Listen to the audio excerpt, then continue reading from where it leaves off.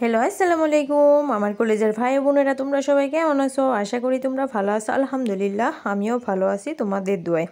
আজকে এই তো দেখতেই পাচ্ছ একটা ভর্তা। এই ভর্তাটা কেমন করে বানালাম সেটাই তোমাদের সাথে শেয়ার করব। এইটা দেখতে পাচ্ছ গরুর মাংসের তিল্লি। সেই তিল্লিটা আমি দুটা টুকরা করে সিদ্ধ বসালাম পানি দিয়ে। এদিকে তিল্লিটা সিদ্ধ হতে থাকুক, আমি এদিকে দেখো আমার চুলার সামনেই কিন্তু এই ট্রের মধ্যে আমি রসুন গেড়েছি, সেখান থেকে রসুনের পাতা উঠিয়ে সেই তিল্লিটা ভর্তা বানাবো। এই তো দেখো রসুন পাতা।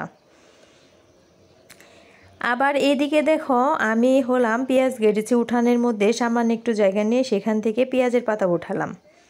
আবার এই তো দেখতেই পাচ্ছ আমার কাঁচামরিচ, গাছের কাঁচামরিচ, সেই কাঁচামরিচগুলা আমি উঠিয়ে টাটকা টাটকা কাঁচামরিচ দিয়ে ভর্তা বানাবো।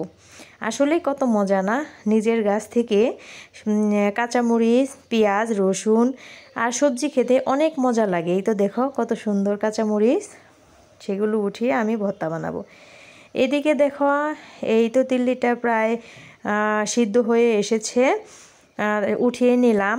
আমি আবার এদিকে কড়াইয়ের মধ্যে কাঁচামরিচ দিলাম, আদা দিলাম, এখানে জিরা, এলাচ, দারচিনি দিলাম এবং পেঁয়াজগুলাও দিয়ে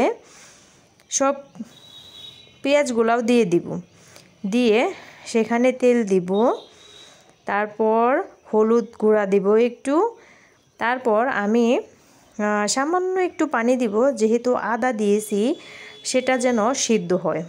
এই তো সিদ্ধ হওয়ার পর পানিটা শুকিয়ে যাওয়ার পর একটু সময় ভেজে নিয়ে আমি ওটাকে উঠিয়ে নিলাম।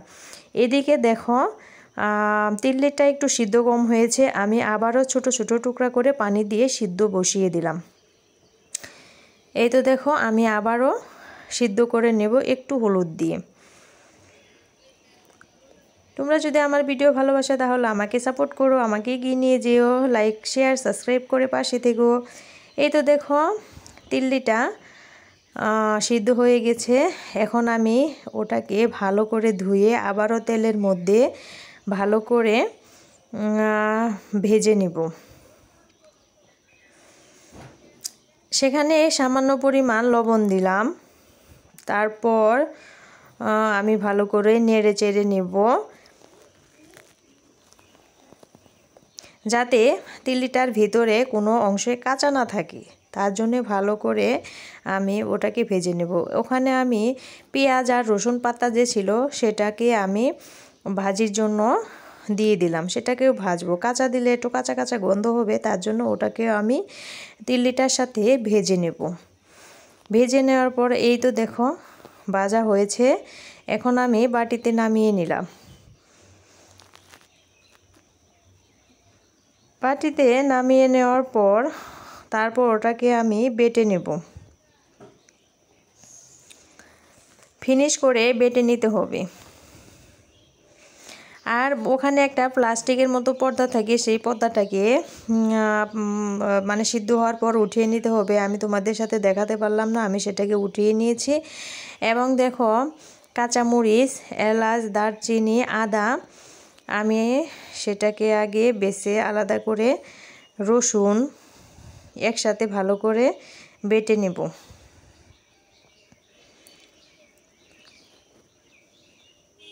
সামান্য পরিমাণ লবণ দিয়ে বেটে নেব।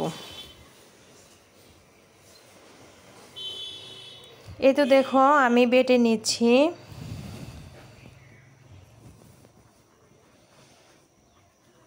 আসলে টাটকা টাটকা সব কাঁচামরিচ, পেঁয়াজ, রসুন পাতা খেতে আসলে অনেক মজা লাগে, তাই না?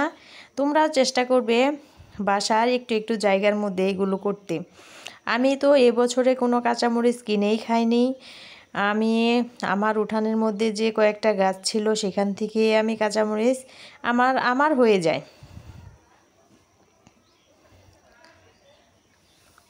এই তো দেখো আর মরিচ, আদা, রসুনগুলা বাটা হয়েছে। এখন আমি পেঁয়াজগুলা আর সামান্য একটু করে বেটে নিব।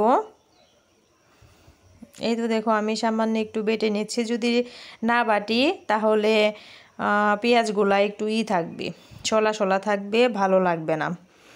এই তো দেখো আমার সবগুলা বাটা শেষ। এখন আমি এটাকে ভালো করে মিক্সড করে নিব।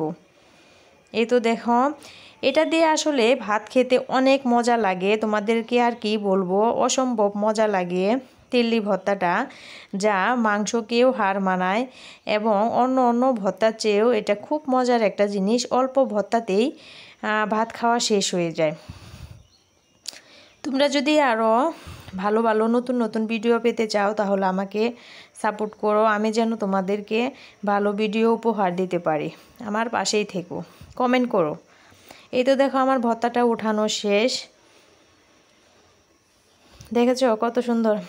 এদিকে আমি ভর্তাটা ভাত দিয়ে খাবো বলে একটা শসা গাছ থেকে পেরে এনে দেখো কেটে নিলাম। এই তো দেখো আমার ভর্তাটার ফাইনাল লুক। তোমরা সবাই আমার পাশে থেকো, সবাই তোমরা ভালো থেকো। আসসালামু আলাইকুম।